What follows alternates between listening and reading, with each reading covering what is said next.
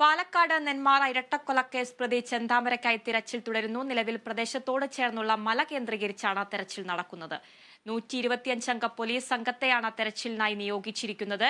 പ്രദേശത്തെ കുളങ്ങളും മറ്റ് ജലാശയങ്ങളും കേന്ദ്രീകരിച്ച് തെരച്ചിൽ നടത്തിയെങ്കിലും ഒന്നും കണ്ടെത്താനായില്ല. അതേസമയം ചെന്താമരയുടെ അന്ധവിശ്വാസമാണ് കൊലയ്ക്ക് കാരണമെന്നും സൂചനയുണ്ട്. വിവരങ്ങളുമായി ആന്റണി ജിസ്റ്റോൾ ചെയ്തുണ്ട്. ആന്റണി, ചെന്താമരയ്ക്കായുള്ള തിരച്ചിൽ ഇപ്പോൾ എങ്ങനെയാണ് പുരോഗമിക്കുന്നത്? കൂടുതൽ വിവരങ്ങൾ എങ്ങനെയാണ്? തീർച്ചയായും ഇന്നലെ ഏതാണ്ട് 9:30 കൂടിയാണ് ഈ കൊലപാതകം നടക്കുന്നത്. ഇപ്പോൾ സമയം ഏതാണ്ട് 12 മണിയായിരിക്കുന്നു. ഇത്രയും നേരമായും ഈ പ്രതി എവിടെ, ഈ ചെന്താമര എവിടെ പോയി എന്നുള്ളതിനെ കുറിച്ച് ഒരു സൂചനയും ഇല്ല എന്നുള്ളതാണ് ഈ നിമിഷം നമുക്ക് പറയാൻ കഴിയുന്ന ഒരു കാര്യം. അരിച്ചുപെറുക്കി ഈ പറഞ്ഞ പ്രദേശം അടക്കം അരിച്ചുപെറുക്കി പോലീസും നാട്ടുകാരും പരിശോധന നടത്തിയെങ്കിലും ഒരു സൂചനയും ഈ ചെന്താമരയെ കുറിച്ച് ലഭിക്കുന്നില്ല എന്നുള്ളതാണ് ഏറ്റവും പുതിയ കാര്യമായി ഉള്ളത്. രാവിലെ പോലീസ് നടത്തിയ ഒരു തെരച്ചിൽ രീതി എന്ന് പറയുന്നത് ഈ പ്രദേശത്തെ കുളങ്ങൾ, അതുപോലെ തന്നെ പാറമട, അതുപോലെ തന്നെ പുഴ അടക്കമുള്ള ജലാശയങ്ങൾ, കിണറുകൾ അടക്കം ഉള്ള കേന്ദ്രീകരിച്ചൊരു പരിശോധനയാണ് നടത്തിയത്. അഗ്നിരക്ഷാ സേനയുടെ സ്കൂബ ഡൈവ് ടീമും ഉണ്ടായിരുന്നു. പക്ഷേ ഈ പരിശോധനയിലൊന്നും ഒരു സൂചനയും ലഭിച്ചില്ല എന്നുള്ളതാണ് നിരാശാജനകമായ ഒരു കാര്യമെന്ന് പറയുന്നത്.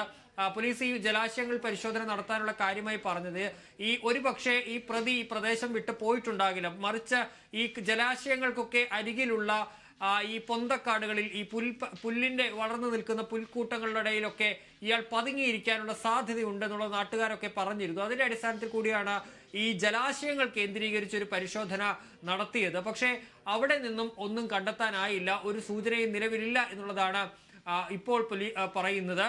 മറ്റൊന്നുള്ളത്, ആദ്യം ഈ പ്രതിയെ പാലക്കാട് നഗരത്തിൽ കണ്ടു എന്നുള്ളൊരു സൂചന ലഭിച്ചിരുന്നു, ഒരു വിവരം ലഭിച്ചിരുന്നു. രാവിലെ കോട്ട മൈതാനത്ത് ഈ ഭക്ഷണം വിതരണം ചെയ്യുന്ന, ഈ സൗജന്യ ഭക്ഷണം വിതരണം ചെയ്യുന്ന സംഘടനാ പ്രതിനിധി അദ്ദേഹം ഈ ചെന്താമരയെ കണ്ടു, അയാളെപ്പോലെ ഒരാൾ ഭക്ഷണം വാങ്ങാൻ വന്നിരുന്നു എന്ന് പറഞ്ഞിരുന്നു. പക്ഷേ ഈ ചെന്താമരയെ ആണോ അതെന്നുള്ളത് സ്ഥിരീകരിക്കാൻ കഴിഞ്ഞില്ല. മാത്രമല്ല പാലക്കാട് ഒന്നും നിലവിൽ കണ്ടെത്താനായിട്ടില്ല. ഏതായാലും നഗരത്തിൽ പോലീസിന്റെ വ്യാപക പരിശോധന ഇപ്പോഴും ഇതുമായി ബന്ധപ്പെട്ട് തുടരുന്നുണ്ടെന്നാണ് മനസ്സിലാക്കാൻ കഴിയുന്നത്.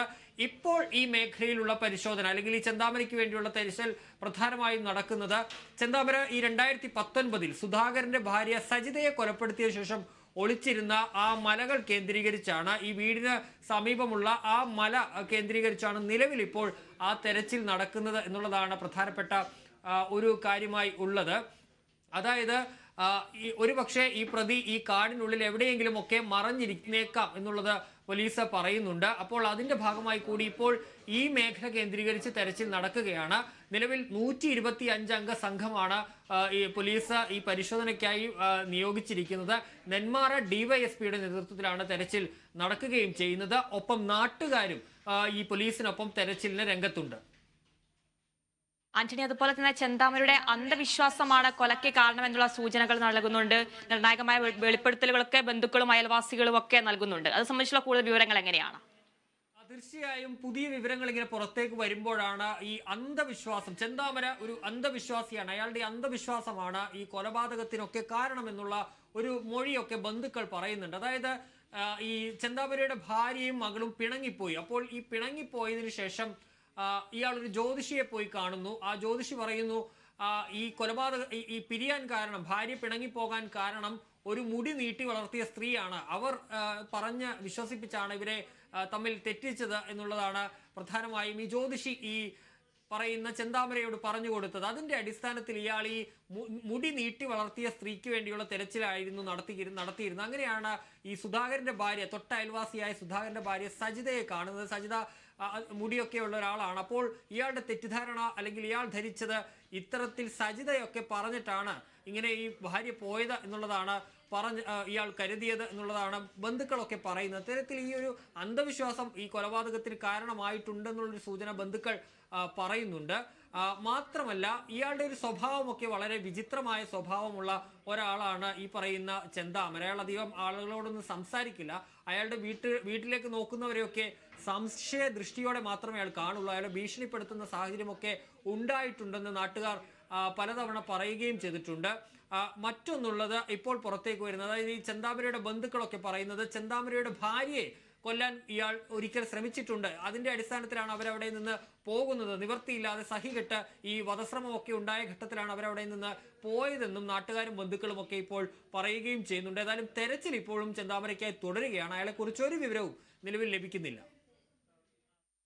ആന്റണി, ചെന്താമരയുടെ പ്രതിപട്ടികയിൽ മറ്റാരെങ്കിലും ഉണ്ടോ? അതുപോലെ തന്നെ ഇൻക്വസ്റ്റ് റിപ്പോർട്ട് അടക്കം പുറത്തു വന്നിട്ടുണ്ട്. മരിച്ച സുധാകരന്റെയും അമ്മയുടെയും സംസ്കാര ചടങ്ങുകൾ അടക്കം ഇന്ന് നടക്കുന്ന ഒരു സാഹചര്യമാണുള്ളത്.